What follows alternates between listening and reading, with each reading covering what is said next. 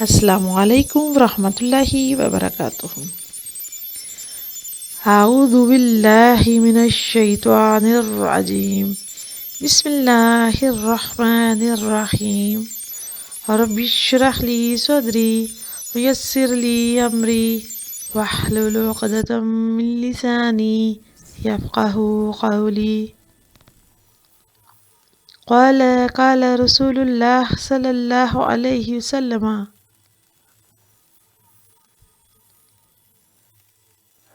خیرکم من تعلم القرآن وعلمہ، خیرکم من تعلم القرآن وعلمہ، خیرکم من تعلم القرآن وعلمہ۔ تم میں سے سب سے بہترین وہ ہے جو قرآن سیکھے اور سکھائے۔ یہ حدیث صحیح البخاری کی 5027 نمبر 5027 نمبر ہے۔ اس حدیث کا موضوع ہے قرآن سیکھنا اور سکھانا۔ اس حدیث کے ساتھ جو کہانی آج ہم سنیں گے وہ ہے صحابہ رضی اللہ تعالیٰ عنہ اور قرآن۔ پیارے بچوں، قرآن پاک اللہ کی آخری کتاب ہے جو لوگوں کو اس دنیا میں رہنے اور زندگی گزارنے کے طریقے سکھانے کے لیے اتاری گئی، لہٰذا اس کا سیکھنا اور سکھانا فرض ہے۔ اللہ کے نبی صلی اللہ علیہ وآلہ وسلم کی اس حدیث پر عمل کرتے ہوئے تمام صحابہ رضی اللہ تعالیٰ عنہ نے اپنی زندگی ہمیشہ قرآن سیکھا اور سکھایا۔ اسی وجہ سے جب بھی کوئی آیت یا سورت نازل ہوتی، صحابہ کرام اس کا مطلب اچھی طرح سے فوراً سمجھ جاتے۔ اسی وجہ سے صحابہ کرام کو قرآن کے عالم کہا جاتا ہے۔ پیارے بچوں، قرآن کی ایک آیت کا مطلب ہے کہ وہ اچھے کاموں میں جلدی کرنے والے ہیں، یعنی کہ صحابہ کرام یا اللہ کے نیک بندے۔ آیت کچھ اس طرح سے ہے، وَكَانُوا يُسَارِعُونَ فِي الْخَيْرَاتِ۔ پیارے بچوں، آپ کو معلوم ہے جب یہ آیت نازل ہوئی اس وقت بھی حضرت ابوبکر رضی اللہ تعالیٰ عنہ اور حضرت عمر رضی اللہ تعالیٰ عنہ نیکیوں میں بہت جلدی کرنے والے تھے، لیکن اس آیت کو سن کر وہ اور بھی زیادہ نیکیوں میں عمل کرنے والے ہو گئے، کیونکہ وہ فوراً اس آیت کا مطلب سمجھ گئے تھے۔ ایک مرتبہ کا ذکر ہے کہ تمام صحابہ کرام رضی اللہ تعالیٰ عنہ اللہ کے نبی صلی اللہ علیہ وآلہ وسلم کے پاس فجر کی نماز پڑھنے کے بعد بیٹھے ہوئے تھے تاکہ وہ تعلیم حاصل کرنے اور دین کی باتیں سیکھ سکیں۔ اللہ کے نبی صلی اللہ علیہ وآلہ وسلم نے صحابہ کرام سے سوال کیا کہ تم میں سے کون ہے جو آج صدقہ کر کے مسجد آیا ہو؟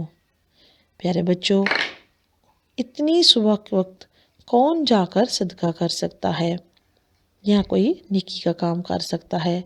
لہٰذا تمام صحابہ نے جواب دیا کہ ابھی تو ہمارا دن شروع ہوا ہے، ہم نے تو ابھی تک کوئی صدقہ نہیں کیا۔ مگر حضرت ابوبکر رضی اللہ تعالیٰ عنہ نے جواب دیا کہ جب میں مسجد کی طرف آ رہا تھا تو مجھے راستے میں ایک آدمی ملا اور میں نے اس کو کچھ صدقہ کر دیا۔ دوسرے دن اللہ کے نبی صلی اللہ علیہ وآلہ وسلم نے پوچھا کہ تم میں سے کون ہے جو آج کسی مریض کی عیادت کر کے آیا ہو؟ تمام صحابہ نے جواب دیا کہ ہم تو جلدی سے مسجد کی طرف آ گئے ہیں، ہم نے تو کسی مریض کی عیادت نہیں کی۔ حضرت ابوبکر رضی اللہ تعالیٰ عنہ نے اس دفعہ بھی یہی جواب دیا کہ عبد الرحمن ابن عوف بیمار تھے، لہٰذا میں راستے میں ان کی عیادت کر کے آیا ہوں۔ پھر اللہ کے نبی صلی اللہ علیہ وآلہ وسلم نے پوچھا، تم میں سے کوئی شخص آج جنازہ میں شرکت کر کے آیا ہے؟ صحابہ کرام نے جواب دیا، نہیں، ہم تو سب سے پہلے آپ کے پاس آئے ہیں۔ حضرت رضی اللہ تعالیٰ عنہ جانتے تھے کہ حضرت ابوبکر صدیق ہی رضی اللہ تعالیٰ عنہ ہر نیکی سب سے پہلے کرتے ہیں۔ اسی لیے انہوں نے جواب دیا کہ حضرت ابوبکر رضی اللہ تعالیٰ عنہ کے پاس ضرور اس بات کا جواب ہوگا، کیونکہ ان جیسا نیکیوں میں جلدی کرنے والا کوئی نہیں ہے۔ پیارے بچوں، قرآن کو پڑھ کر اس کو ٹھیک طریقے سے سمجھنے والا اس کی تمام باتوں پر عمل کر سکتا ہے، ورنہ اگر صرف قرآن پڑھا جائے اور اس کی اچھی باتوں پر عمل نہ کیا جائے، اس کو اچھی طرح سے سمجھا نہ جائے، تو پھر قرآن دل پر اثر بھی نہیں کرتا۔ حضرت ابوبکر رضی اللہ تعالیٰ عنہ نے اسی آیت کو اچھی طرح سمجھ کر قرآن خوب اچھی طرح سیکھا، دوسروں کو سکھایا، اور اتنی پیاری تلاوت کرتے تھے کہ ان کی تلاوت سننے کے لیے غیر مسلم بچے اور عورتیں بھی جمع ہو جاتے تھے۔ اسی وجہ سے مکہ کے کافر ان کے بہت خلاف ہو گئے تھے۔ انہوں نے حضرت ابوبکر رضی اللہ تعالیٰ عنہ کو بہت زیادہ تکلیفیں دیں، تنگ کیا۔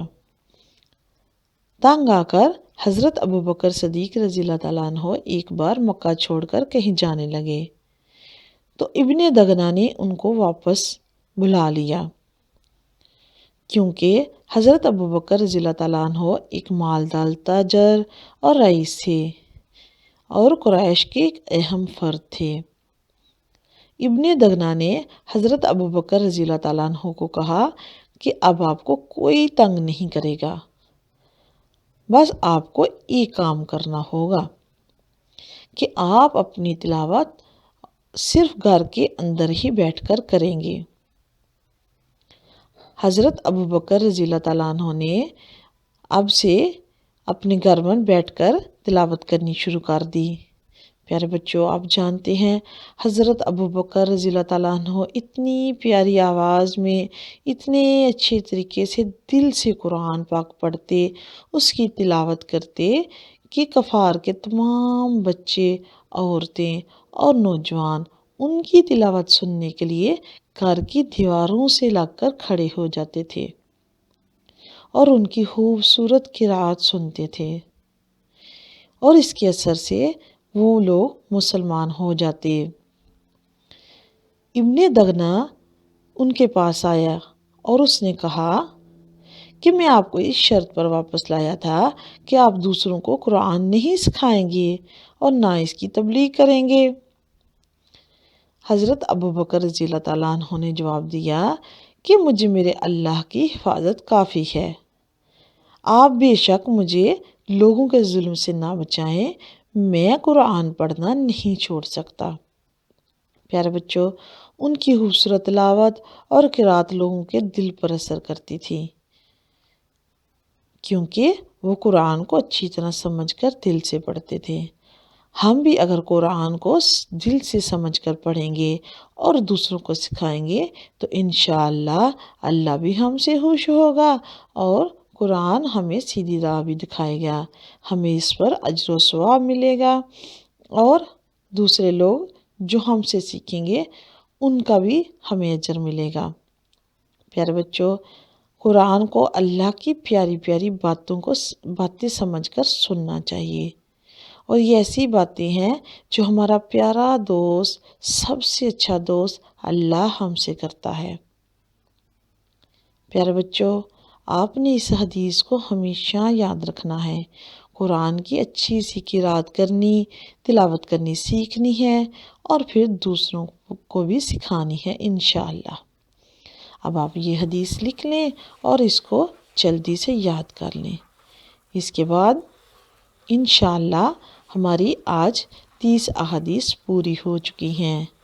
آپ نے اپنی اس الکتاب الحدیث کو، جس میں پوری 30 احادیث ہیں، آپ نے اچھی طرح سے ریوائز کرنا ہے، بار بار دہرانا ہے، اور اگر ہو سکے تو اپنی ایک پیاری سی آواز میں ان تمام احادیث کو پڑھ کر ہمیں ویڈیو بھیجنی ہے۔ ویڈیو کیسے بھیجنی ہے یہ آپ ڈسکرپشن میں پڑھ سکتے ہیں۔ پیارے بچوں، انشاءاللہ اس کے بعد آپ کے لیے مزید پیاری پیاری سی اچھی سی ویڈیوز لائیں گے۔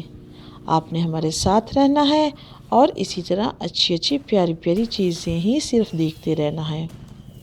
السلام علیکم ورحمۃ اللہ وبرکاتہ۔